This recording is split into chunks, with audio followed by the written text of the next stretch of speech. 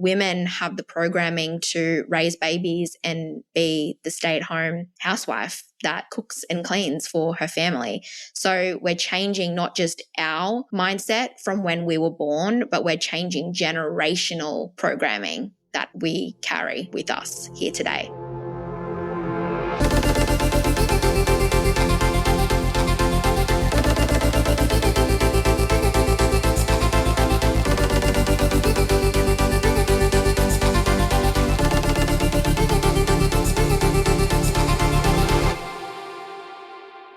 Hello and welcome back to another episode of the Beauty Industry Leaders Podcast.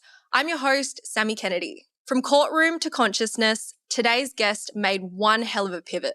Jess Martin started her career as a high-achieving personal injury lawyer, climbing the corporate ladder from Canberra to the Gold Coast and ticking all the boxes of success.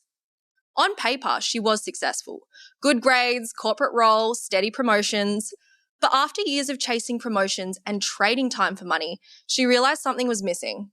That moment led her down a completely different path, one that began in network marketing, cracked wide open through Dr. Joe Dispenza's work, and evolved into what she does now, helping ambitious women reprogram their subconscious minds to stop sabotaging their potential and finally get the results they know they're capable of.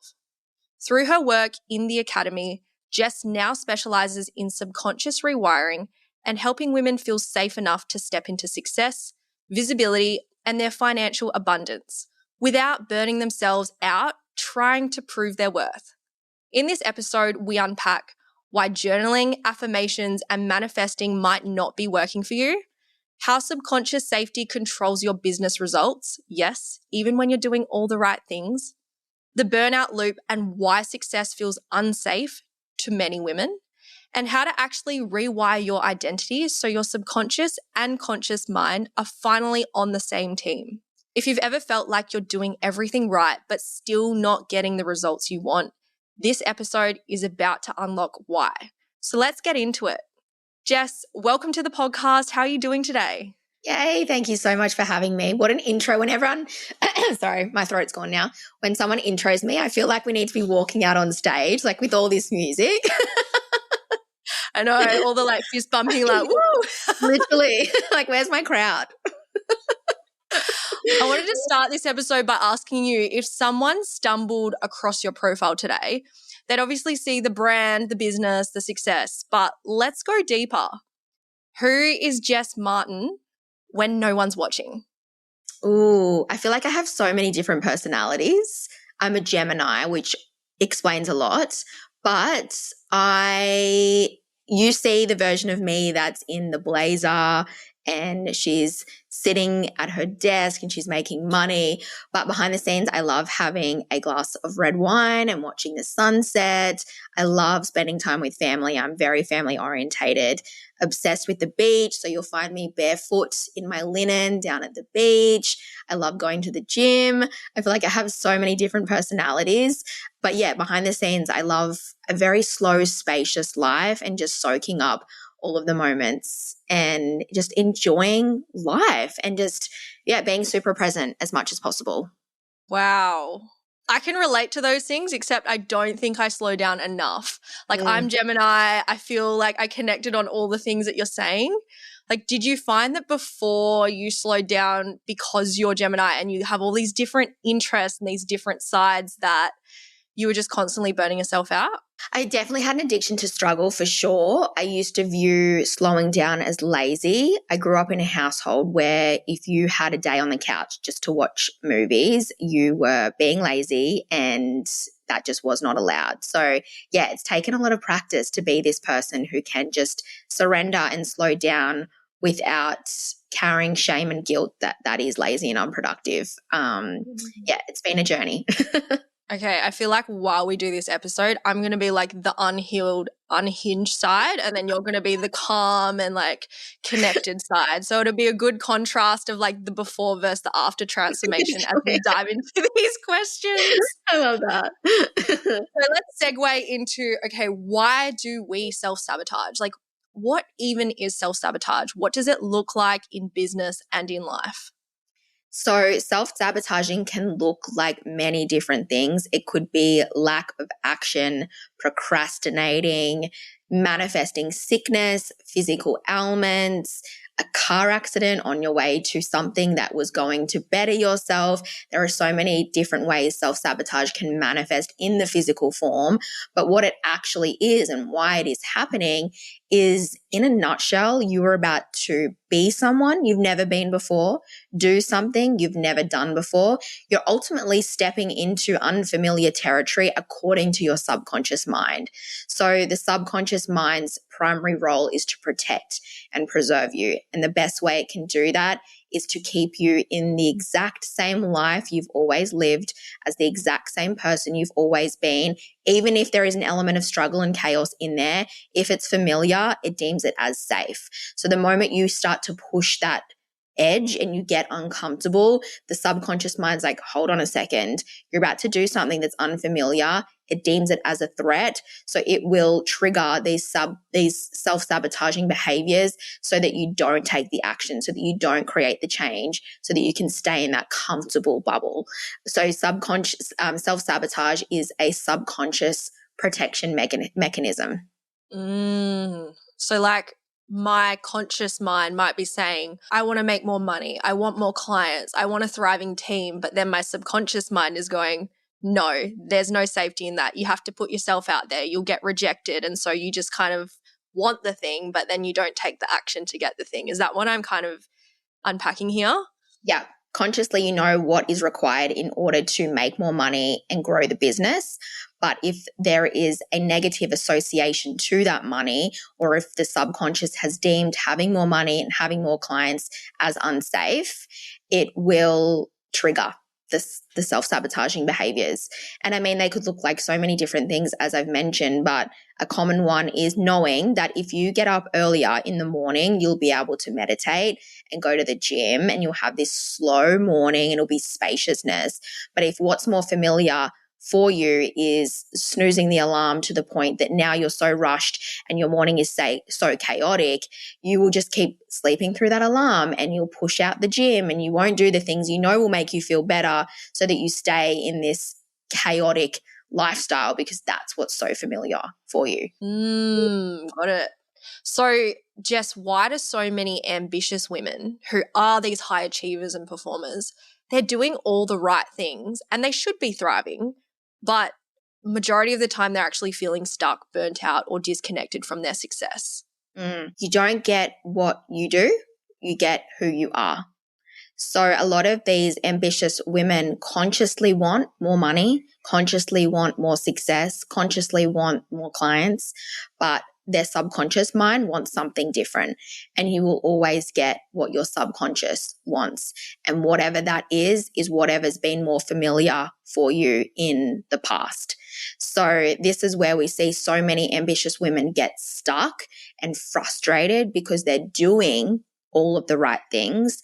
But while they're doing those things, they're coming at it with an identity and a broadcast that is creating lack and scarcity, because that's what they've been programmed to create. We've got to remember that we are literally walking programs of our past. So everything that you got told growing up, especially before the age of 7, which is wild because I don't have that many memories before the age of 7, but that's when you were walking around essentially being hypnotized. So everything you got told, everything you observed, everything you experienced was being recorded in the subconscious, and that's the program you're now running your life from. So you may be doing everything right, but that program is what's being printed out in your reality, and that's why you're seeing something different. So really this work is not just important for yourself, but also for if you're raising children or if you're leading a team, because if there's this unhealed part of you that is running all these negative stories, beliefs, patterns, and behaviors, that's going to project out onto every other area of your life. Yes. So let's talk about the subconscious mind, because I know for me, when I first heard about it, I was like, conscious, subconscious, what really is the difference? Like, how much does it actually have control over our results? And I don't even think it was until I tried all these different strategies and coaching programs, and I'm still going, I have all the tools and resources at my disposal, but I'm not getting the result. Can you please unpack like subconscious versus conscious, and then sometimes why, even though we have all those tools or resources, we're still not getting the result? So your subconscious mind is like a computer system. And if you were to, okay, let's imagine that we've got an iPhone 3, which does not have the capabilities that our iPhone, who freaking knows what they're up to now. iPhone 17, it just got released today, no actually. Way, it's not 17. Wow, I was going to say 11. 17, that is insane. Okay, so we have an iPhone 3 and we want our iPhone 3 to do what an iPhone 17 can do. In order for that to happen, we must download all of the software for it to be able to do that. Otherwise, it just does not have the capabilities. Our subconscious mind is our computer programming. We can only ever perform the functions that we've been programmed to perform. And this is why two women could follow the exact same strategy, the exact same content plan, put out the exact same content. They could be doing the exact same things in their business, but the results will always be whatever they are actually programmed to create. So why is it important and how much emphasis does it have on our business? 95% of your thoughts, your feelings, and your beliefs are coming from that subconscious program. So it's influencing every thought, well, 95% of every thought that then leads to your action, the feelings that you are having, which creates the broadcast. 95% of everything that's being created in your business is coming from that subconscious program, which has been programmed to believe in lack and scarcity, and that we have to work really hard in order to have money, and we have to move through space, and it's so outdated. That's why it's so important to get in and upgrade it so that we can perform different functions. Isn't it wild to think that if you're saying 95% of our life is subconscious thoughts, only 5% is conscious? Like, how much are we really actively choosing to control the outcome of versus what we've just been programmed? Like, it's just wild to think that. And obviously I can see why on another level. You know, all the affirmations, the visualizations, the journaling, like it'll only work to an extent, but you have to reprogram the subconscious. Otherwise, nothing's going to change. Yeah. I've looked through your content. I've listened to a few podcast episodes, and I know that you often say women subconsciously feel safe. Let's say at 10K months, like you've always made 10K months, and maybe you want to go to 20 or 100K, like something that just feels so unachievable or just like crazy. Like, how? What's happening beneath the surface that creates that ceiling where someone just doesn't feel like they can actually scale from that 10 to 100K? So a way you can imagine this is we have a subconscious thermostat, and we know the way a thermostat operates is if you set the thermostat at, say, 24 degrees in your lounge room, if the heat rises above 24 degrees, the thermostat will kick into gear to bring it back to 24. Likewise, if the temperature drops below 24, the thermostat kicks in to bring the temperature back up to 24. We all have a financial thermostat in our subconscious mind. That thermostat setting will be whatever was most familiar and normal for you growing up. So for me, it was programmed from a very young age that I get a corporate job. As you've mentioned, I chose the path of a lawyer, but it was programmed to get a job and earn a 100K salary. And it was like, if you can earn the 100K salary, that's amazing. You can buy a house, you can live a pretty decent life, you can go on a holiday. So 100K, 100K, 100K was programmed into my mind. That become my thermostat. When you think about it, whatever that thermostat setting is for you, let's say it's 100K. If you have a really slow month, something will happen to bring you back up to that. Just money somehow finds you. Things just always work out and you kind of just like go back to that baseline. Likewise, if you have a really big spike in the business one month, you always seem to taper back to that level, that thermostat. That's because of the setting that has been programmed. So going back to the example of 10K months, what's 10K month, like 120K per year? That's usually about the average salary of what you could expect if you went out and got a corporate job. So when we bring this into the business world, it's because your thermostat setting is set at the 120K. And it's why these women may have those incredible months, but then drop back down because the thermostat is just set there. It's going to keep bringing them back to that setting of whatever is most familiar for them. So it's more than just work hard in order to increase the income in your business. You've got to go over to your little dial and up the thermostat setting so that now the new familiar and the new normal income is whatever that goal may have been, 20K, 100K months. So how do I go and reset my thermostat? Like I'm thinking here, okay, do I write it down? How do I hold the space for that? Because for someone who's never really done that, it feels like, okay, this is just fairyland right now. Mm-hmm. Yeah.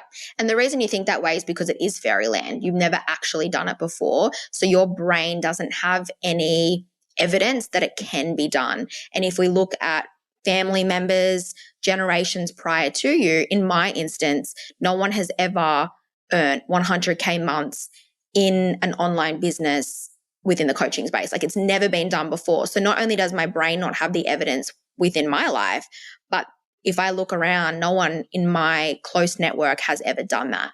So we need to prime the brain to be familiar with that new income level, just the way it is familiar with the current 10K months.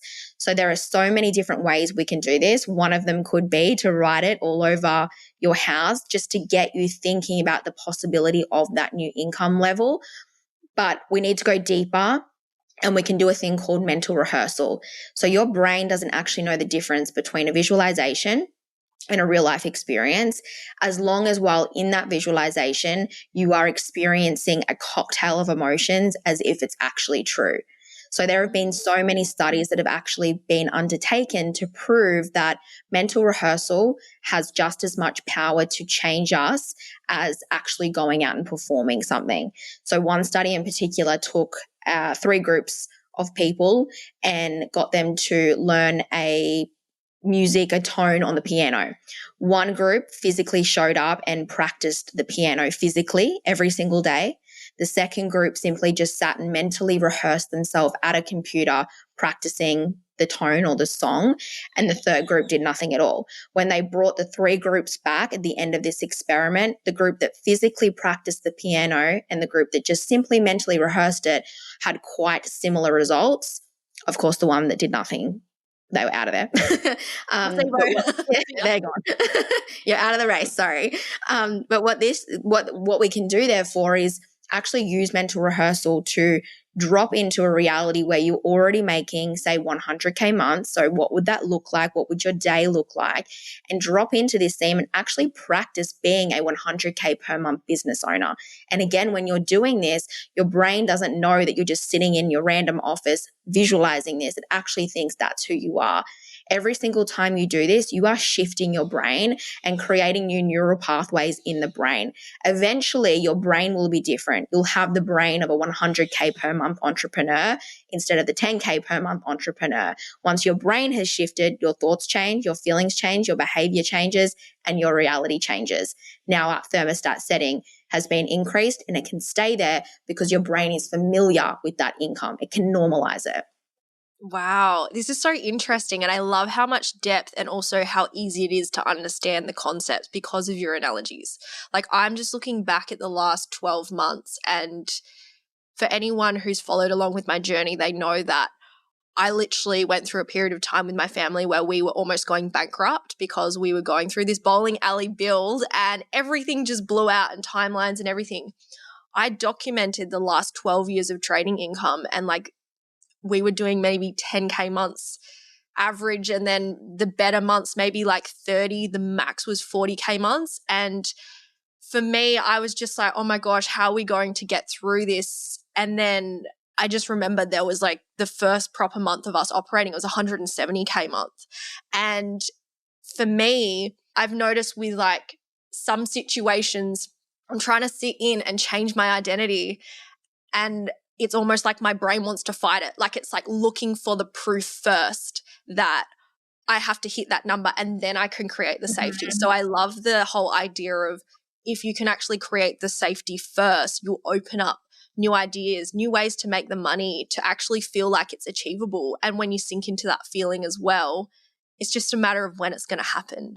100%. And I love what you said there. Our brain fights against believing in something until it can see proof of it in your reality. So I always talk in my clients, be the version that you want to be before the proof is there. Step into the identity of the woman who is making 100K months, working with the clients, speaking on the stages. Step into her identity now before the proof is there. But of course, that will come with resistance. Of course, your brain and your nervous system will fight against that because it's new territory. It doesn't understand how to be that person. But that's when this mental rehearsal practice is so powerful. It's essentially like you're pausing real reality, and just for 20 minutes every day, you're slipping into a different reality, and you are that version of you who has all of the things. And again, you're just like getting your brain primed with that new reality. Now it actually does have the evidence, even though it's all visualized. According to the brain, it's just as real as not, right? So now it's got the evidence, and now it's easier to believe a reality that doesn't exist yet because the brain has kind of hung out with the reality at least once a day. It can smell it, it can feel it, it can be in that reality. So when you're doing these visualizations or this mental rehearsal, is it also equally important for you to tie in the other senses, like all 5 senses versus just the visual? Yeah. If you can bring in your 5 senses, that's a superpower. And I will say not everybody has the ability to bring in every single sense, and we all have a tendency for one over the other typically. So when I'm giving you the recommendation to mentally rehearse, don't just assume that you'll see visual imagery like everybody else. Maybe you can't, but maybe for you, you can hear things, or maybe you can smell things. So when you are in this mental rehearsal and so let's just backtrack. I always recommend creating a scene that you can drop into and have that be the same scene every single time you mentally rehearse. So for me, it's this beautiful home where my business is making $1 million years, and I've got the clients, I've got the team. I've practiced this scene so often that when I step into this scene, I can see it, I can smell it's the smell, when your house kind of smells a certain way in summer, that's the smell that I can smell. I touch things, but have the one scene that you can practice because you can bring it to life over and over and over again. But when you've dropped into this scene, see the scene, see if you can actually see visual imagery. If that doesn't come through for you, see if you can bring in a smell or a sound, or walk in the scene and touch something like a fluffy blanket or your dog or something like that, and just see if you can actually experience that. And that you will have a tendency for one of the 5 senses. But over time, you can practice, and eventually you'll be able to experience this cocktail of sensory experience and emotional experience. But with anything, it does take practice to get better at this skill. Yeah, absolutely. I don't know about people listening, but I can definitely speak for myself about struggling to actually do that. And I think, like I was saying to you before, it's that resistance. I know for a very long time I told myself I'm not good at meditating. I've tried to work with a mindset coach, and we do energetics, and she's telling me to close my eyes down and like, what are you feeling? And my whole body is just so numb. Yeah. And it's taken me probably consistently doing it for at least 3 weeks before I even started to break through. Mm-hmm. And if you are listening to this and you're thinking, oh, this stuff doesn't work, I think the biggest thing is realizing that if you haven't been doing it your whole life and you've been choosing to block it out or have a different kind of reality from this, of course you're going to have that resistance. But if you can consistently do it every single day and give yourself at least a month, you'd be very surprised at what you can actually start to become good at. And so when I've looked at these kind of things, instead of saying, I'm not doing journaling or I'm not doing this, like I just go, okay, I'm going to do it every day for 30 days in a row and see, was there a change at the very first day versus the last day? And I think that will give you a good indicator of like, okay, you move through the first week of this is stupid. Then you get into the second week where you're like, oh, actually maybe something's working. The third week you're like, all right, now I'm starting to notice. In the 4th week, you compared to the first, and you're like, okay, something is happening here. Yeah. So, Jess, I'm really, really, do you have something to add there? I was going to quickly say there, it's learning a new skill, right? If I was to say, I want you to go out to the basketball court and shoot 10 hoops and I want you to get every single one in, if you've never done that before, day 1, you're going to miss every single hoop. Day 5, maybe you've got 2. By the end, you're going to get better at that skill. It's like any skill. You've got to practice it. You've got to get on the bike. You've got to go to the basketball court. You've got to learn the piano, whatever it is. Meditation is exactly the same thing. You're training your brain and your body to slow down. And going back to your question before, have I had to practice slowing down and experiencing spaciousness? I have, and so many people do, because we live in such a busy, noisy, chaotic world. Our nervous system feels more comfortable when we are running around like a headless chook, chaotic and overwhelmed. So we're actually training our body to slow down and get used to just being still and being silent. It will fight against it because it feels out of place. But again, you can just practice that skill. So just quickly before we move through, if you are new to this, maybe the mental rehearsal meditation is quite heavy for you, but close down your eyes or even just get a candle and light it and sit in front of the candle and stare at the candle for 5 minutes. And if your thoughts wander, just come back to focusing on the candle, breathing and just focusing on the candle. You're training your mind and body just to simply slow down and get and feel safe with the slowness and the spaciousness. There's some other tools if you want to work on your ability to visualize imagery, is close down your eyes and imagine a fruit bowl sitting on the kitchen bench and put in a yellow banana, a green apple, some green grapes, whatever, and just like fill the fruit bowl and eventually train your brain to actually see the fruit bowl and bring the colors to life. Again, you're learning the skill of being able to see imagery with your eyes closed. I definitely need to do the fruit bowl thing because every time my mindset coach says, I want you to close your eyes and I want you to visualize, I'm just like, it's black. It's all darkness. And then I never forget the one time she said to me, like, I want you, like she did this whole thing about, you know, moving through your body and all this. And I'm going, this is bullshit. Like my brain just wanted to resist everything she was doing. And she was like, I want you to imagine your heart is like a bright white orb. And I'm going, it's just black. And then she's like, what does that have to say? And I'm like, I don't know. Am I broken? And then I remember and she's like, dive deeper. And so I'm like trying to go. And she's like, I want something to like pierce through. And I'm like trying to imagine this white orb. And then I was like imagining this kind of spear going through, but I was like, it's getting stuck.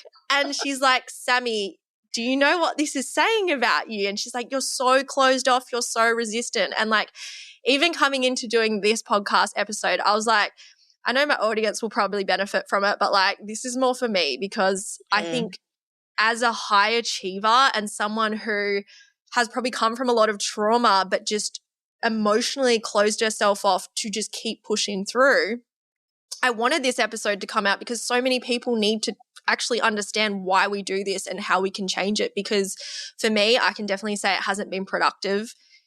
Like, yes, there's been a secondary gain of like I use it to fuel how I show up and I get things done. But on the other side of that is burnout, is low self-worth at the best of times, is comparison and always having this pressure that I should be achieving and doing more, even when I am doing those things. So I really want to take it back to like the traditional mindset tools. You know, we hear about journaling, visualization, and affirmations, like I brought up before. Why can these sometimes fall flat of real transformation? So in order for affirmations to actually work, okay, so let's go back. Affirmations in the concept we're talking about it has the power to reprogram that subconscious. So let's go back to the subconscious mind being your computer. We know that if we wanted to upgrade the computer, we've got to jump on the computer, get the software and hit download, and eventually we'll get that new software. We have the ability to do the same thing with our subconscious. We're not stuck with the program that we've been given by our family and from our past. We do have the ability to upgrade it, but you've got to be able to get in and access it. So I mentioned before we have the subconscious and the conscious. Imagine the conscious is in front of the subconscious mind and there is a huge big gate dividing the conscious and the subconscious. Now, if I'm like, let's say I'm looking at you and we've got your face, the conscious mind, the gate, and the subconscious mind, and I'm saying, you are abundant. You are wealthy. I'm like, shut up, Jess. Yeah, the gate is there, right? And it's like just repelling off the gate. You're like, cool for you, but that's not getting into the subconscious mind. Take your witch and your woo away from me. Literally, yeah. And the gate is that conscious, that logical mind, the reasoning that comes in and says, that's not true. I haven't seen that done before. Not possible, not realistic. That gate is closed. And in order for these affirmations to actually reprogram and upgrade the software, we need to close that gate. Open the gate so that it can actually get through. Now, there are pockets in your day where naturally the gate's open. The gate is wide open, and even better, that conscious mind, the one that wants to resist everything and tell you it's all a big fat lie, has actually kind of just gone to sleep and she's off to the side for a second. So we have full access to your subconscious. Now, the moments this naturally happens, whether you're good at meditating or not, whether you are addicted to struggle or not, this naturally happens when you are drifting off to sleep and when you're first waking up in the morning. Now, there's 4 brainwave frequencies. There's beta, which you probably are in right now as you're listening to this podcast. It's the alert, the conscious mind. Alpha is when you are on your couch at about 10 o'clock at night, you're starting to get a little bit sleepy, a little bit drowsy. Your brainwave has dipped into that alpha state. And then when you jump into bed and you're about to drift off to sleep, you're in a theta brainwave frequency. And then when you're dead asleep, you're in delta. Alpha and theta brainwave frequencies are our access point into the subconscious. So when you are in that sleepy state, you have the ability to embed whatever you would like into the subconscious mind. Now, going back to the affirmations, this is why affirmations aren't magic and they don't typically work, because people are repeating these affirmations or listening to these affirmations when the gate is in force. So my recommendation is having an affirmations track that the moment you start to wake up in the morning, like just start to come through, roll over, hit play on that affirmations track and have that playing in your bedroom. Now you are listening to those affirmations while your brain is in that alpha brainwave frequency, which means everything you're listening to, whether you are consciously believing it or not, is going straight into the subconscious and being imprinted. And now we're starting to upgrade. Same thing at the end of the day. When you are sleepy, when you jump into bed and you're in that alpha, about to slip into theta, which is that sleepy state, having a sleep meditation that you listen to. Again, everything you listen to, everything you think about is going straight into your subconscious mind. Now we actually have the ability to simply just record over the old limiting program.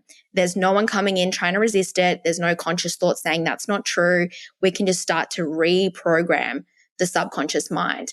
You do this repetitively morning and night, you will notice a change so quickly with your thoughts and your feelings because it's all just in the computer system.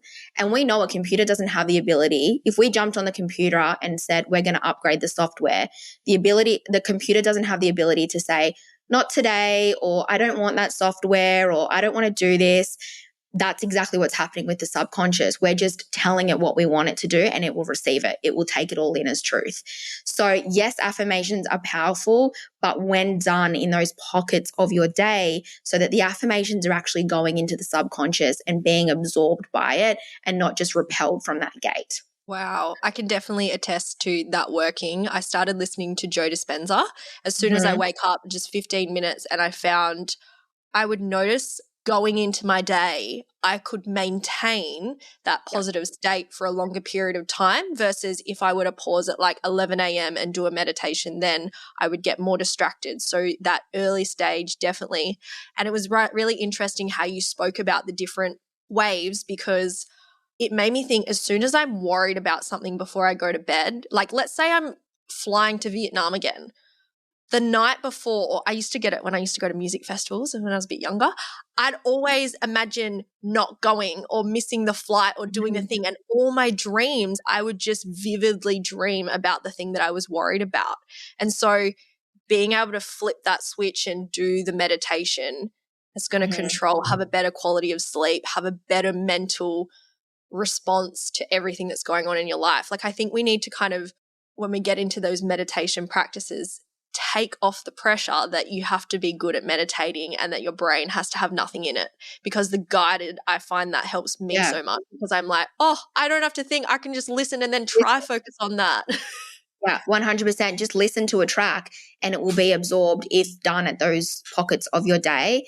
At the very least, if you don't want to do the sleep meditation, just make sure the thoughts that you were thinking before you go to bed are thoughts that would create an outcome that you actually want. Because as you've just mentioned, whatever you're thinking about or listening to before you go to sleep is being fermented in the subconscious mind.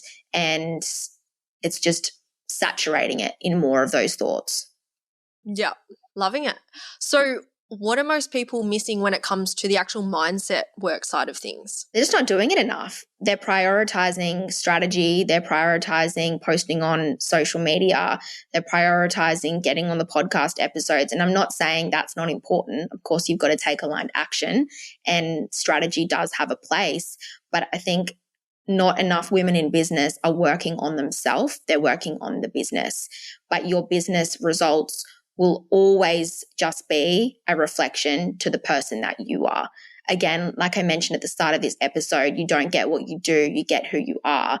And so it's actually putting the work into your mindset and honestly making that a priority. As we've spoken about during this episode, you will keep hitting that income ceiling if your thermostat is set to that setting. You will keep self-sabotaging if having money and having the clients that you're working so hard for are unsafe according to your subconscious. There is a reality that exists in business where you don't keep smashing your head against that same income ceiling. There is a reality where clients don't ghost you every single time you send the invoice or the payment link, but you've got to be someone that expects and can create something different. So again, it's just actually doing the mindset work that we've been talking about today and making it just as important as everything else that we have to do in business. It's so interesting talking about the mindset side because I think the beauty industry is probably one of the biggest industries that needs the most mindset work that I've ever seen. You know, there's a lot of comparison, there's a lot of blaming other people, other things, the economy, industry saturation, clients. And I think when you look at the most powerful business owners that have been able to lead teams, been able to create massive impact, they've had to work on themselves so much to figure out like, what are the broken pieces? What do I need to heal? How do I reach that next level?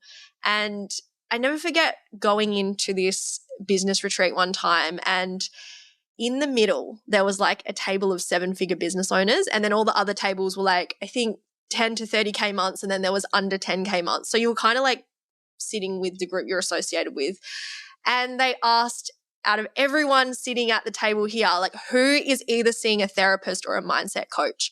Almost every single person on that 7-figure table put their hands up. And then there were a couple spread throughout the room. But it just became very apparent to me that that is the key. Like, you are going to have to do the work on yourself to be able to reach the next level. And I think coming back to like the income ceilings and self-sabotage and all those things, like, you're doing that because you're avoiding doing the work on yourself. Yeah, 100%. If things aren't working out in your business, there is a correlating belief and energetic pattern within you that has created it. So if you know how to get in and shift that, then you automatically shift the outcomes that are manifesting and unfolding in your business. The power is all within your control, which is very exciting. So let's go into reprogramming the subconscious because I know this is your area of expertise. First up, what are some of the most common subconscious beliefs you see that block women from creating real wealth or fulfillment? Money doesn't grow on trees, which is rooted in scarcity. It makes us believe there's not enough money to go around. That then manifests into clients objecting prices or clients fearing putting their prices up because people wouldn't pay it. Money is the root of all evil. So if you grew up in a family where you were told that money makes people greedy and no one will like you when you have more money, you naturally don't want to be seen as a bad, greedy person. So you will repel money from coming in so that you don't become that person. You have to work really hard in order to make money. Money is just energy. It doesn't give a shit how many hours of work you're doing in a day or how far you have to go in order to have it. It will quite literally drop into your business and your reality if you are a magnet for it, if you actually expect it, if you actually want it to be around. So they're the three main subconscious beliefs that are blocking women in business. And again, the results and the outcomes they manifest are clients objecting to prices, people wanting refunds, raising their prices and not having people pay them, struggling to find more clients, hitting that income ceiling. These things aren't just something you have to put up with in business. It's simply just a printout to those subconscious beliefs. Yeah. I was chatting with a salon owner the other day who said, Sammy, I feel like I'm constantly working, but nothing's actually working. She was posting daily, reels, stories, replying to DMs between clients. Her team looked to her for everything, and she still lay in bed at night wondering if next week's bookings would cover the bills. Sound familiar? That's exactly why I created Booked, Banked and In Demand. It's the system I wish I had when I was burnt out, overwhelmed, and wondering if all this effort was ever going to pay off. And it's now helped over 300 beauty business owners get off the income roller coaster and actually grow, filling their books, boosting their income, and finally building a business that gives back instead of draining them. Inside, I'll show you how to attract clients with content that actually converts, use AI and done-for-you scripts to save 20 plus hours a week, hire your first VA and delegate the entire back end of your business, and build a system that keeps your business booked without burning you out. So if you've been craving clarity, clients, cash flow, and calm, this is your shortcut. Click the link in the show notes and join Booked, Banked and In Demand now. Let's build a beauty business that doesn't run you into the ground. I'm like taking this all in and I'm going, wow, why do as women we need to do so much work on this stuff? But guys, they just go, yep, I'm going to make the money, I make it happen. Like, why is it that we have so much more, for lack of a better word, like emotional baggage that comes with all of this stuff?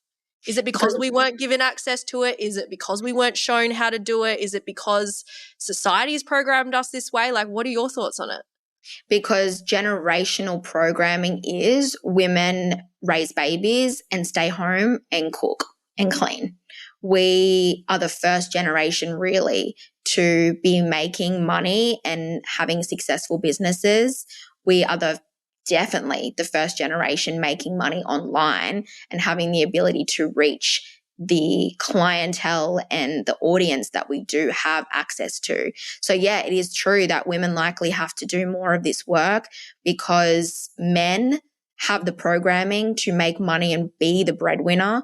Women have the programming to raise babies and be the stay-at-home housewife that cooks and cleans for her family. So we're changing not just our mindset from when we were born, but we're changing generational programming that we carry with us here today.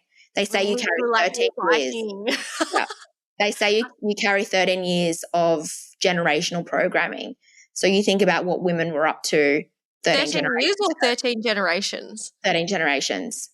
Whoa. Yep. Which is so far back. But 13 generations ago, men were still working. They were still providing. They were still the breadwinner. It looked very different. They were hunters and gatherers and, they made money differently, but they still had that role of making money and being successful and taking up space, whereas women were forced to shrink themselves and stay quiet and just cook and clean. It was only until, I want to say, the 70s, but don't hold me against that. It was very late, 60s, 70s or 80s, where women could open a bank account without having a male companion with them when they opened a bank account. Yeah, that was the 80s. How wild is that? So, and also voting. We weren't allowed to vote for a very long time. So that's also, I guess, another thing that contributes to not having that voice and feeling like you're not as worthy to have money or make choices. Yeah. So you're doing the maths on that. That's how many years we've been allowed to even have our own bank account, let alone feel worthy of making a lot of money and taking up space as a successful woman. I'm actually thinking, like right now I have my grandpa, he's 80 and he still works and he has been the sole income provider. So he paid for my mum and her brother to go through uni. You know, he's paid for all the household. He paid off the house. Like there was a bunch of things. And it's just wild to me to think that my grandma, even if she wanted to, she wouldn't have had a bank account. Like it's just, how does that even, you know, how does that make sense? And then I look at the next generation, my mum and my dad. My dad's, I don't know, he's a bit of an unlimiting belief kind of guy, like just serial entrepreneur, like 8 businesses and 10 million ideas all the time. And then my mum's just consistently worked as a nurse to cover all the expenses, the debt, the loan repayments. And then for me, I'm making more than my mum or my dad ever have because I broke through all that and did all the mindset work and learned how to run a successful business. But it's just like, if I talk to my grandma, she has no idea about what it, like I don't know, she does all the books and stuff in the back end, but she still like has always relied on someone else. And for me, when you look at the change in my mindset, I'm like, I can't rely on someone else. What happens if they disappear or what happens? And I think that's obviously a bit of scarcity on my end, but it's just like how the rate of change is insane in today's world. Like how much we're fighting. And you know what, like just a complete rabbit hole here. I think one of the biggest struggles that a lot of us are facing, especially maybe the younger generations where there's so much more exposure to social media, it's like spend your 20s traveling. No, you should actually go buy a house, you know, invest in yourself, but don't do this. You know, you should have kids and start a family. Nah, live your life. And it's just like there's all these conflicting messages and it's exhausting, like trying to figure out what you want. And then the societal expectation, and when you go against the grain, everyone else judges you and puts you down. Like, how are you meant to find your way? Yes, we are a generation that has so much more choice as women, the most amount of choice we've ever had as women. But it also comes with many disadvantages because we at our core are still feminine. But we are coming. So yes, we have the ability to make money and we want to take up space and we want to have a voice. However, the detriment is we're trying to still do it the man way, the masculine way. So this is why so many women end up burnt out because they want the money, they want the voice, they want the space, but they're trying to do it like men do it. And that is not how we should be building our businesses. We are wired so differently, neurologically, biologically, physiologically. Physiologically. Yeah, I can never say that word. We're just different. We shouldn't be trying to, run our businesses like the men, but we're so confused with how we are supposed to make money because the only blueprint we have is the masculine way. Work hard, physically work hard, and look at someone like think people are greedy. And we just actually don't have a blueprint to make a lot of money as a woman, the feminine way, because it hasn't been written in the rule book yet. Yeah. And like even looking at men, like they have a 24-hour cycle with their hormones and females have 28 days. And there's going to be times where you're feeling like, I can take on the world. And then you're at a massive low, you're feeling exhausted, you're resenting everything and like trying to run a business while you're constantly going through that cycle. You can't make any big decisions while you're going through a period because you might regret it. Yeah, I know in my luteal phase, I don't want to be seen. I don't want to be on camera. I don't want to talk to anyone. But we should honor that as women. We shouldn't try and just push through that and just get the work done because, again, that's why so many women are making all of this money, but they're burnt out and exhausted and they don't actually want the money that they've made because it's coming with this lifestyle that goes against how we should be as the feminine. So I'm the biggest believer in aligning your business as much as you possibly can with your menstrual cycle, week of ovulation. That's when you want to be smashing out your content, getting on the podcast episodes. You'll naturally want to be in front of camera. Your ability to communicate is much better. You can articulate yourself much better versus your luteal phase, menstruation phase. They're the days where you have to retake that same video over and over and over again, or you try and say something and it just comes out like absolute shit. And you're like, what did I even say? So the best you can kind of align your schedule with that natural flow, the better you'll be and the more aligned your success will be with the feminine and how we are supposed to be. Coming into the whole feminine and masculine side of things, one thing I've started to notice, and it's not in all business owners, but I think some women who are highly successful, they've had to really step into their masculine to get to that level. Mm. As a result, they've kind of just pushed their feminine aside. And it's like, how do you actually come back to finding that balance? Or like, what do you actually do to protect your feminine energy? Because I don't know, for me, I think there's definitely been stages where I've gone more into the masculine and it's actually put a strain on my relationship because I'm closed off. I feel like I can't open up, or, you know, I'm trying to do it all and I'm not leaning into that feminine. Like, what am I meant to be doing to actually honor that and not just throw it to the side just for the sake of success? Yeah. Well, you're right. We do need the masculine. The masculine is the structure, it's the to-do list, it's the productivity. And we do need a masculine flavor in our business and our life. If we were all feminine, flowy, creative, kind of, you know, just off doing what feels good, then shit wouldn't get done. So we do need to find this balance. The way that I create balance is when I'm in the business, I am in my masculine. So I'm working, I've got my to-do list, I've got my calendar, I've got my systems, and I'm getting shit done.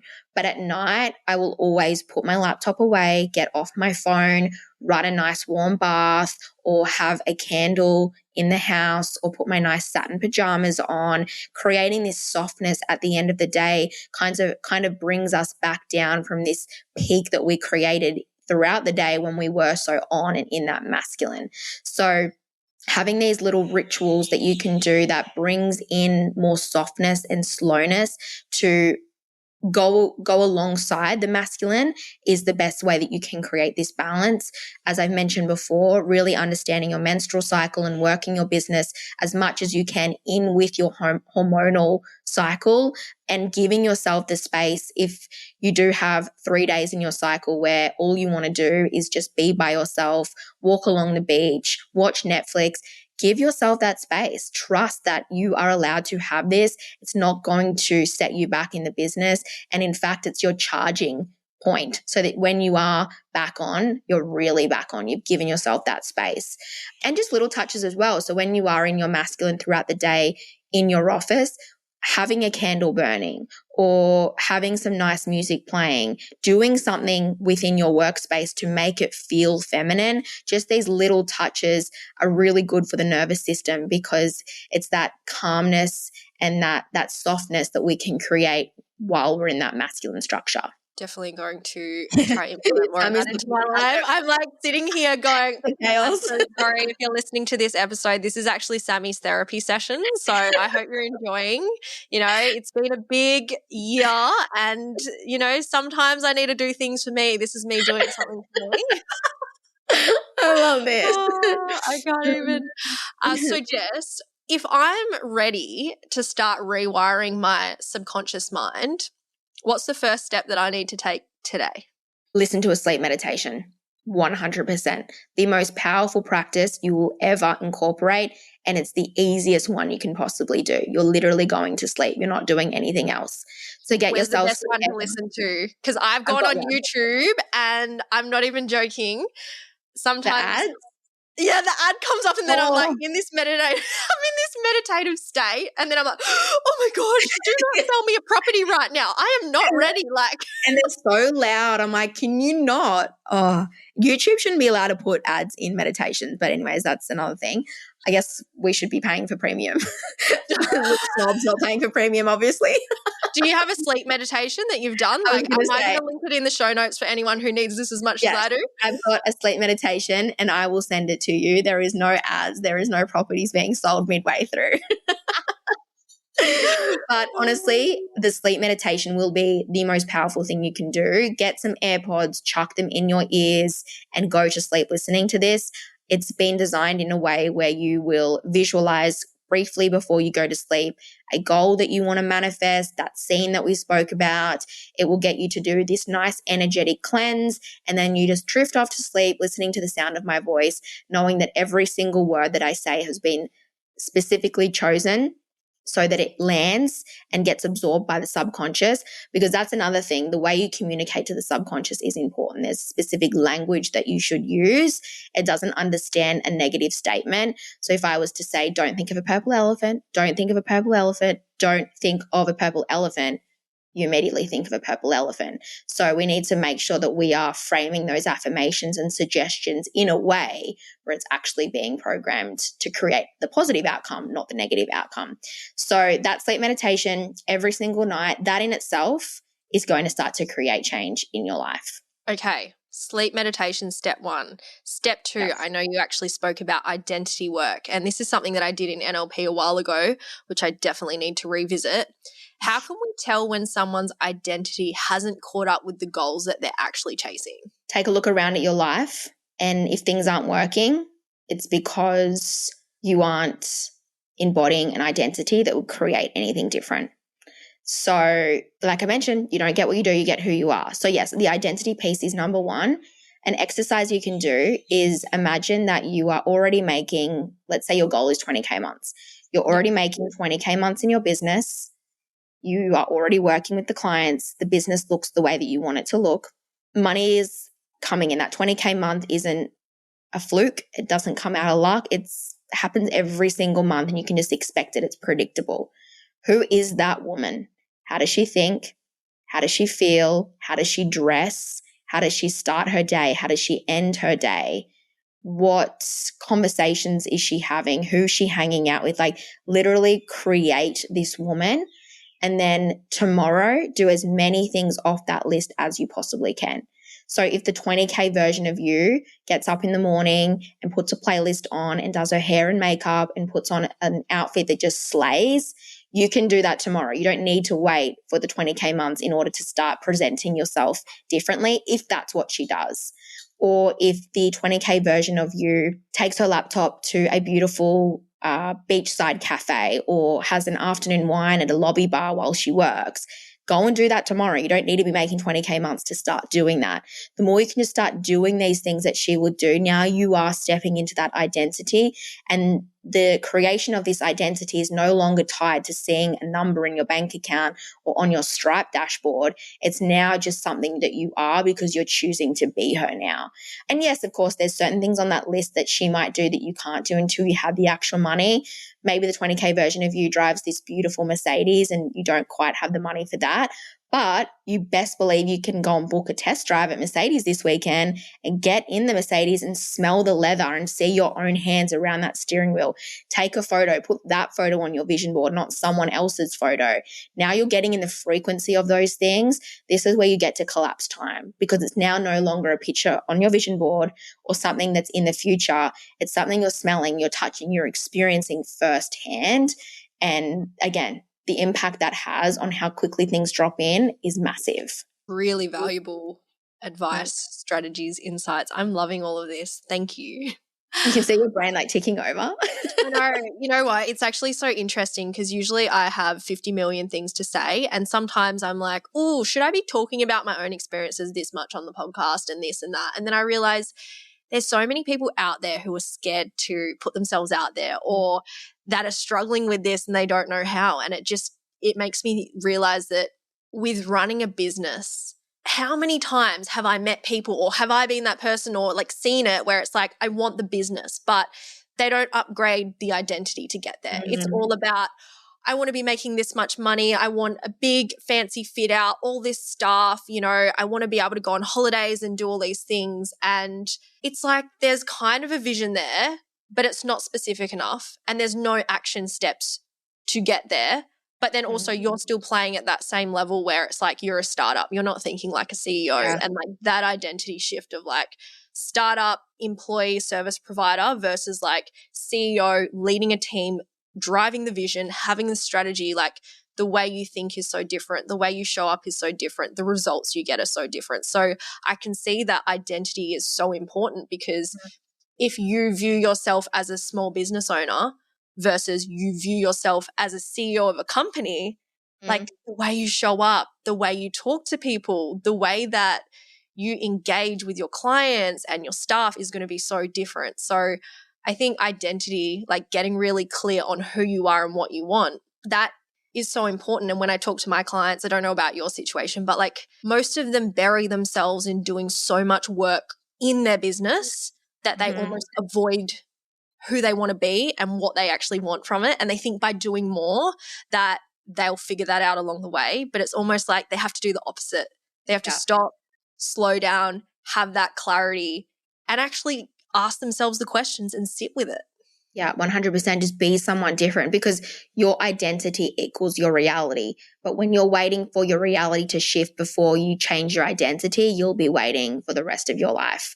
So we must be the change in order to create the change. And that does all start with those daily habits, embodying and being someone different as much as you possibly can. It's a full reinvention. And the longer you can maintain that new self, again, the quicker things will shift. And this is the power of understanding manifestation from this scientific lens. This isn't woo-woo. It's not spiritual. It's not only available to some people who do yoga and meditate for 4 hours a day. It's truly science. When you are someone different and you send out a different broadcast, what you create in the physical form is different. Yeah, I completely can see where you're coming from. It's like the more healing you do, the more you open yourself up to new opportunities and experiences.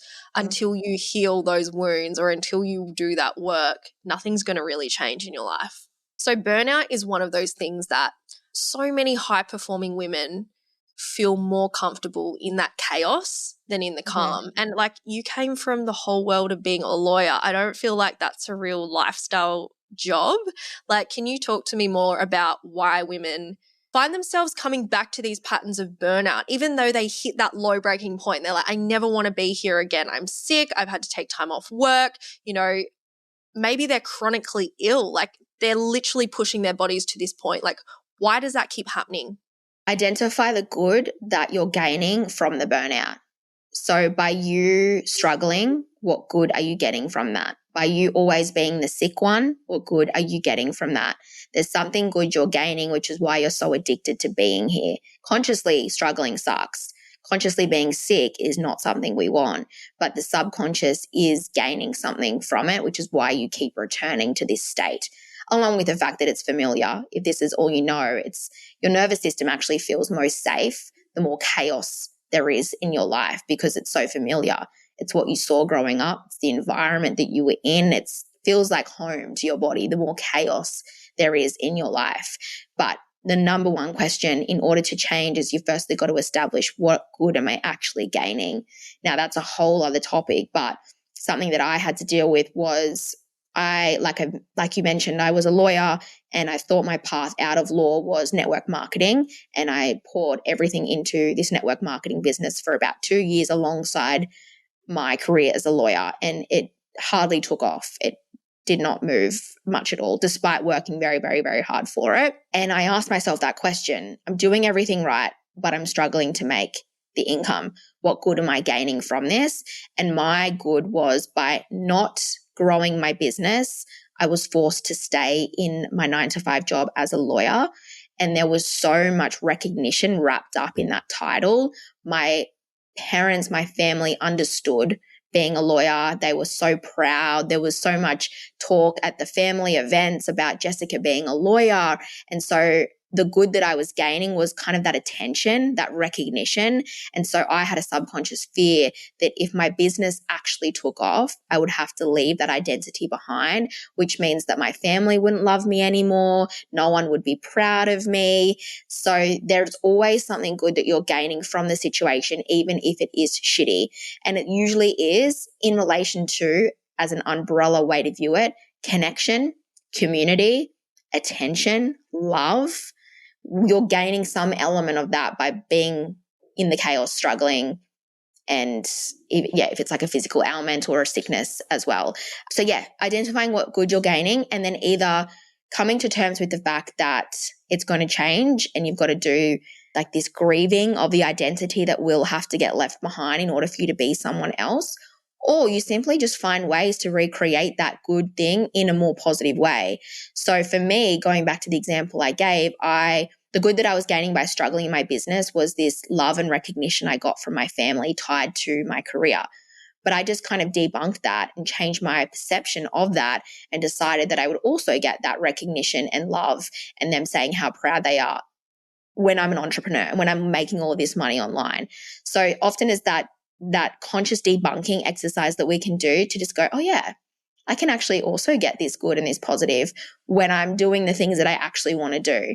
But yeah, and then the other thing is like retraining your nervous system to feel safe with ease and flow and spaciousness, and not viewing that as lazy. So if you are someone that struggles to slow down, it's because your nervous system is viewing slowness as unsafe, like something bad's going to happen if you slow down.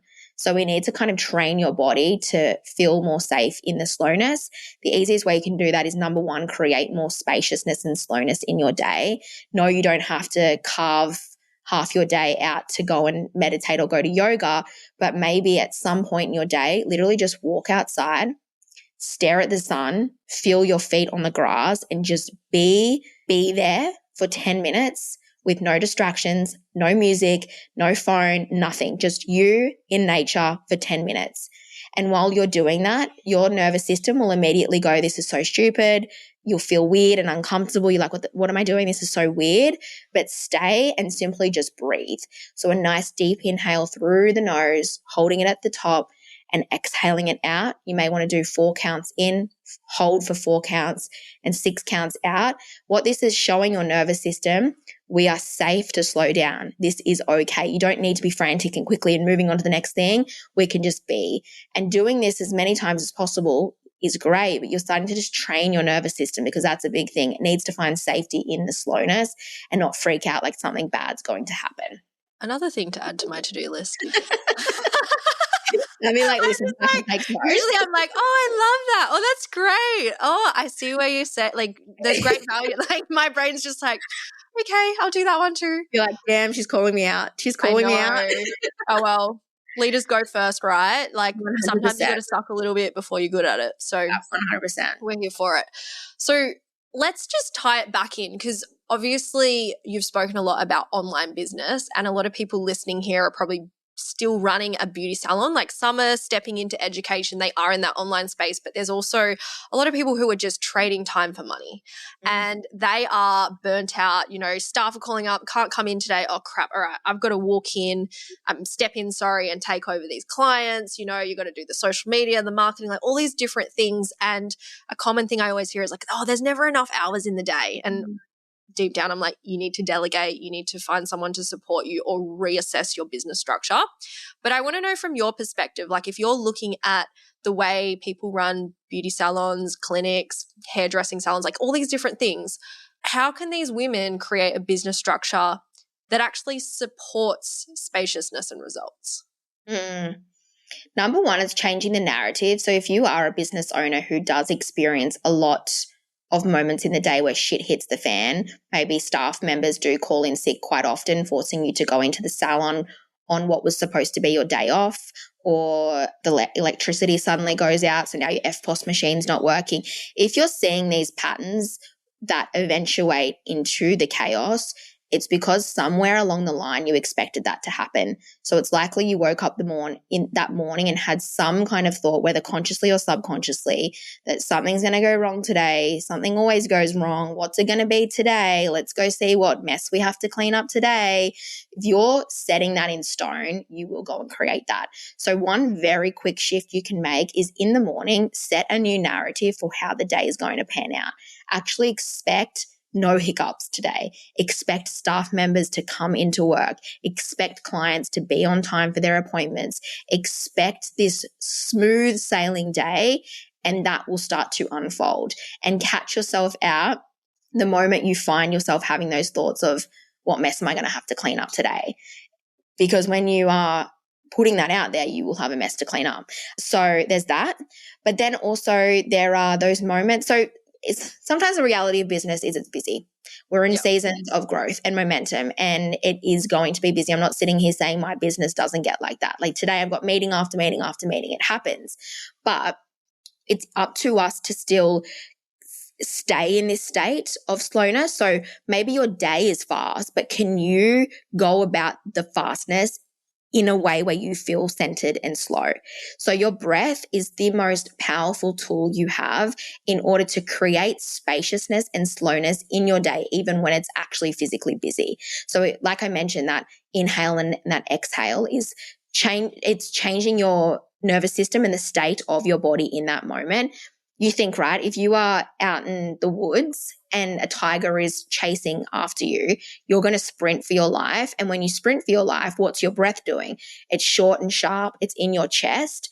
You can't have this nice deep inhale and exhale if you're sprinting from a tiger. It's just not going to work. So using your breath is a way to indicate to the body that we're safe and it's okay to stay anchored and centered in this moment. So if you are going through your day and it's busy and it's overwhelming and you're feeling your body get to that state of overwhelm, simply bring it back. Breathe it out and show your body, yeah, the day is busy, but we don't have to feel busy. We can come into this busy day still feeling spaciousness and slowness as our neutral state. So there's that. Boundaries is another huge thing. You just spoke about that, and I'm sure you take your clients and your audience through that. You don't have to be responsible for everything. Delegate, set boundaries, leave your work at work. It's going to be there the next day. Just actually making an effort to create more spaciousness in your day in the most obvious way by simply creating more space. And that will require a pushback. Like you'll want to just send the extra email or just post the extra reel or just do the extra thing. When you find yourself just doing the extra thing to fill the space, that's when you really want to just stop yourself and say, I'm not actually going to go ahead and do this. And I'm just going to sit in the spaciousness and again, retrain myself that it's okay to do this. So hopefully that has answered your question, because I definitely went on a bit of a tangent. It makes so much sense, because every time that in your head, I need to give myself the time to slow down, or I really need a day off to just decompress or whatever it is, but then you dishonor your own boundaries, you actually disrespect yourself. And so every time you disrespect yourself, other people see that you're willing to bend over backwards to make things work, and then you wonder why everyone walks all over you, and it's because you haven't set that standard for yourself to protect yourself. You're just letting everyone and everything else control your life, when deep down you want to control things. And it's like you have to be the person that makes that change and says no. Like there's been so many times where I've set this boundary of I want 6 p.m., no phones after that time. And then I know my clients, they finish work and then they've only got a couple hours to actually message me after that. And there's been times where I just want to respond to it and get back to them. But then at the same time, I'm like, A, you're not getting the best version of me. I'm best problem solving in the morning. And B, I don't want to kind of not honor that boundary and then I start getting all the messages late. And you know what? It's the exact same with beauty. Like if you're offering services and you get annoyed at someone who's messaging you at 10 p.m. asking to cancel or reschedule, if you respond to it straight away, you allow and actually encourage that behavior. So creating those boundaries, respecting and honoring them, so, so important. It's having that self-respect, as you've mentioned. There's a reason you put these boundaries into place, and it's to protect your health and well-being, but you're the only person who can keep them upheld. You've got to have some self-respect and you've got to prioritize your own health and well-being. I've actually got a book that I'll recommend everybody go and read. Does not matter where you are in your business, does not matter what industry you are from. Every woman needs this book. It's called We Should All Be Millionaires by Rachel Rodgers. It will change the game for you in terms of how much we allow, how much we give to other people, and the financial burden as well as the physical and mental burden it's having on us is absolutely made so loud and clear in that book. So We Should All Be Millionaires. Add that to your list.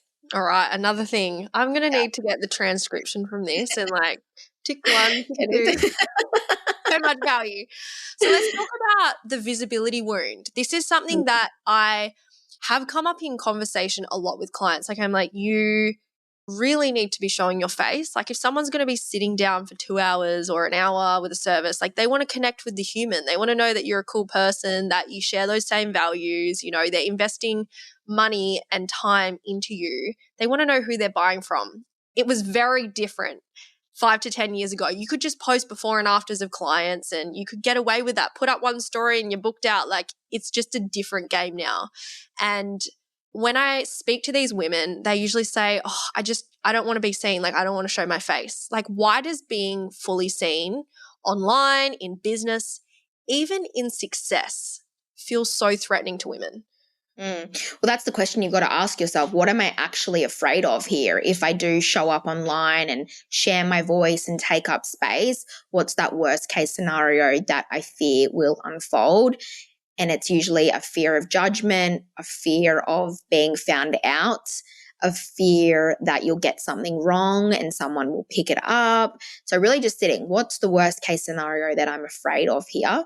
And then using that debunking practice that we know, shifting it. Okay, that could happen. Yes, but also there's another scenario that could also play out and it's just as possible. A better case scenario whereby your comment section is flooded with people saying, oh my God, this landed with me. Thank you for saying that. You know, that one reel ends up landing you podcast interviews and gigs on stage, and people are just like, oh my God, you are the queen. I love you. You know, there's a better case scenario that exists just as much as the worst. So firstly, sitting, what's my fear? What am I afraid of happening? And what other narrative actually exists?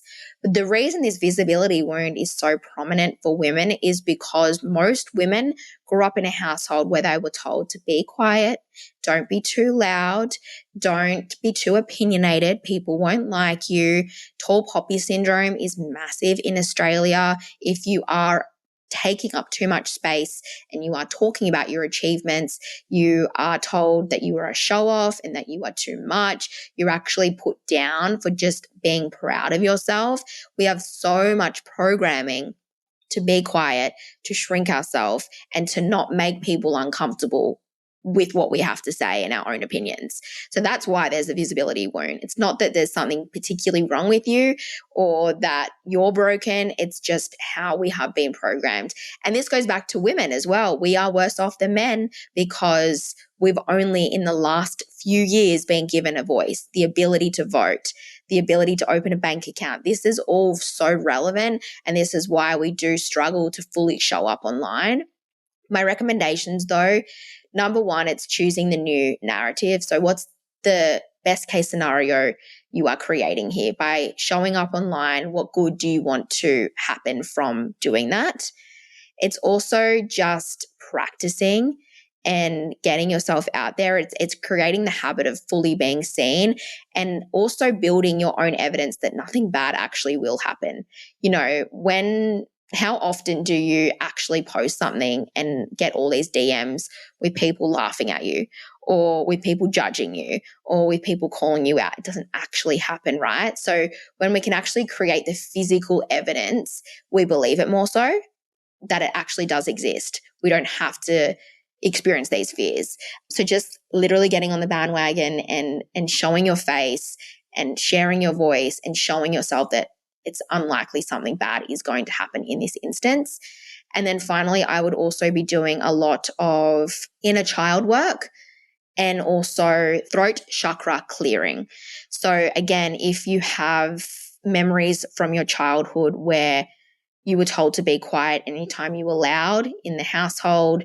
Maybe you were told to be quiet and give your brother a chance to speak up, or it's your sister's turn now, or maybe you've got a memory at school where you put your hand up in class and you answered a question and it was wrong and the whole classroom laughed at you. Your subconscious remembers how you felt in those moments. So it's going to avoid putting you in a situation that would create that same trauma, right? So that inner child work is really important because we have the ability to actually go back and manipulate those memories. So maybe we can change what actually happened, or we can at least change how you felt in the moment so that you aren't traumatized by it and there is a different outcome associated to it. And then, of course, throat chakra clearing. So you could have the perfect script. You could do all of the coaching when it comes to talking on camera. But if you actually have a block in your throat chakra, it's quite difficult for you to actually speak. That's so weird that we're talking about throat chakra stuff and then a dog starts barking. Clearly doesn't have any blockages in his. Literally. Sorry about that. Yeah, throat chakra stuff. So like actually just clearing that block and like getting used to actually using your voice is something that's really powerful.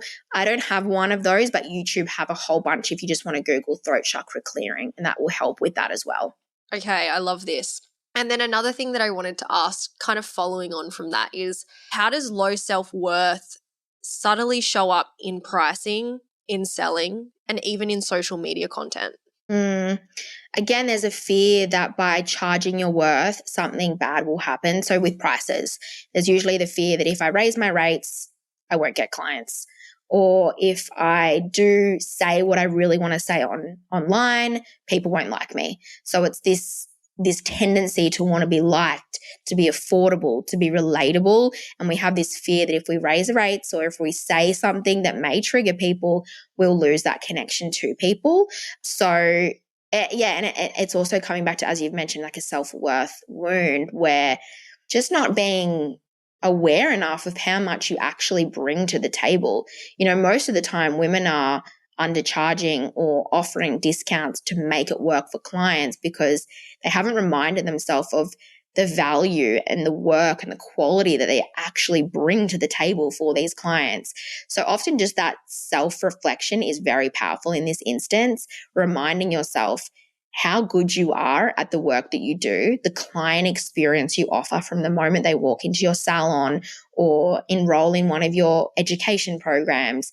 It's premium work that you're already doing. Sometimes that self-recognition is enough to go, oh my God, I am so undercharging. Like I need to up these prices.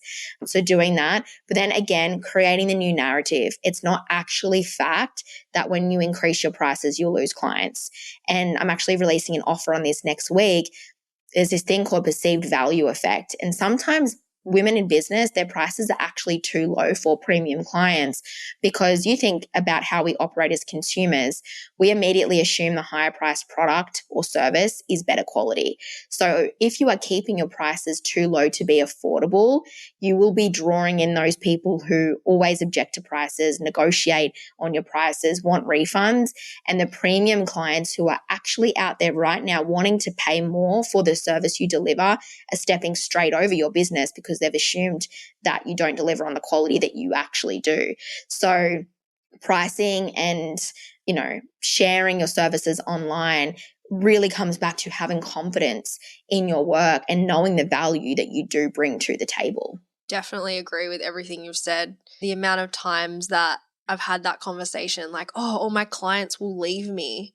And we come from that natural scarcity of like clients will leave. But if any clients leave, it's always those nightmare ones, the ones that reschedule, they cancel, they expect discounts, they just make you, they're energy vampires. They just make you feel drained the moment they walk in. But the second that you stop and think, okay, well, what could I gain? People paying me at full price, people valuing and respecting my time. It's so interesting the amount of times I've had that chat about, hey, I just want to leave the industry. I'm done. I'm done with the clients and people. And it's because you're operating at that lower frequency. You're attracting lower value clients. Like you're building resentment towards everything you do. But when you actually increase your value, your standards, your own perception of self-worth, your level of respect for yourself, people will follow. And there's so much more to gain. And when you're on that side of it, it's like, it's a great place to be. And I think there's the other thing of like, just remind yourself, you're not going to be for everyone. And that people pleaser can come out and you feel like, oh, but I have to keep my prices here because the client that came to me 10 years ago, like she doesn't want to pay anymore. I'm like, well, maybe it's time for her to move on. If she hasn't seen the journey that you've gone on and she doesn't see how much time and energy you've invested into upskilling and improving and giving a better client experience, then that's her loss. Yeah. I always say to women, I hope you are the more expensive option. I hope your prices turn people away because your work is premium and it should be priced that way. And the right clients will rise to that. They will happily pay it. It's the clients that, as you've mentioned, you don't want to work with anyway that will have an issue with it. Let them go so that you can make space for the clients that see value in your work and are more than happy to pay top dollar to be in your business and get your services. Like it's a privilege for them. Jess, I'm loving this. I am going to work towards wrapping up the episode. This is the fun part. We do a rapid fire round of questions. So all you have to do is just first thing that comes to mind. Are you ready? Yeah, I'm ready. All right. What's one belief you've let go of recently? You have to work hard for money. What's the first big splurge in business you were nervous about? Oh, there's been so many moments like that. Hiring my first coach was quite scary. I definitely didn't have the money in the business, but I saw the growth in it. So yeah, hiring my first coach. How much did you invest? It was $6,000, which is very low now compared to my current coach. Yeah. But at the time, I just started this brand. So I wasn't making any money in this brand, and my expenses pretty much took up all of my income from my job as a lawyer. So I didn't really have an extra I was on a payment plan. So whatever the payment plan ended up being, I didn't actually have that extra money. So I went in just knowing, well, I have to make this money in the business. And yeah, I just remember thinking that was such a scary move to make, because I just had to trust myself and just make it work. And of course it did. Like it always happens when you invest in your growth and you trust that it will come back to you. It always does. Yeah. What's something you've healed that changed your whole life? Definitely my relationship with money, how I make money, how much money I can hold, and what I get to do with my money. What was the hardest income gap that you had to learn how to hold? Because we spoke about that earlier. I'm really curious, like, was it 10K, 100K? Like, what was the hardest one for you? Getting to the 10K month mark felt like it took a long time. In hindsight, it didn't. Looking back, in the moment, you're always like, why is this taking so long? But when I look back, I'm like, I actually got to the 10K month. It was less than a year and I was making 10K month in my business. So that's pretty cool growth. But yeah, getting to 10K felt like a slog. I got to 20K pretty quickly after the 10K, but holding on to 20K was my next challenge. I had a 20K month mark, and then I dropped back below that to like 15. I was hanging out at 15 a long time. I'd get back up to 20 and then I'd go back to 15. So actually getting to 20 and holding 20 was the next big challenge. And the difference with that was attracting money into my business and then holding on to money, which is two different mindsets. Yeah, totally. What's your current go-to morning routine? After everything I've told you guys, this is going to be the wrong answer, because honestly, my favorite honestly, my favorite thing to do lately is just put on a playlist in my lounge room while I'm getting ready. So I'll do the meditation, I'll go to the gym, but what's been really getting me pumped up, I think because I've been doing that for a long time now, it doesn't have the same impact on my energy, but just putting on a good playlist in my lounge room and just getting myself so pumped up, going out under the palms and the sun and just like being in my body and dropping my body and just like getting myself pumped up. So I'm loving that at the moment. But just honestly, just doing anything to shift my energy into feeling fired up and feeling pumped for my day. Who's your dream podcast guest, dead or alive? Ooh, Monica Yates. Oh, I like that. I would love to get her on. She's bold and just says whatever she wants. And I'm really exploring the masculine and the feminine polarity in business and relationships. So she's like on the list at the moment. What's the weirdest habit you have? This is not a habit, but I was just thinking I need my husband here to answer this question. I suck at packing the dishwasher and I'm always late. So that is a very bad habit of mine. You're a Gemini. And the last one, what's one thing high achievers need to hear today? Focus on becoming someone different instead of doing something different. Love it. Jess, I feel like we could have gone so much deeper, but I know this episode is already jam-packed with insight. Thank you so much for sharing your wisdom, your warmth, and your realness with us today. Before we wrap up, for anyone listening who wants to connect with you, work with you, or learn more about the subconscious mind and reprogramming their identity for success, where's the best place for them to find you, stalk you online, or slide into your DMs? I'm always hanging out on social media. Instagram, Jess Martin __.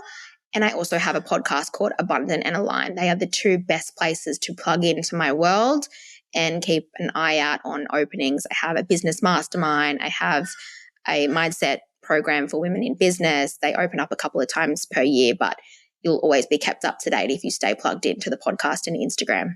Amazing. I'll drop all of Jess's links in the show notes below. And if this episode sparked something for you, please don't forget to share it with a fellow silent achiever, tag us on Instagram, and leave a review if you loved it. This podcast is here to raise the standard, pay it forward, and build community for those of us doing big things behind the scenes. Thanks again, Jess, and to everyone listening, I'll see you in the next episode. Bye. Audience exclusive.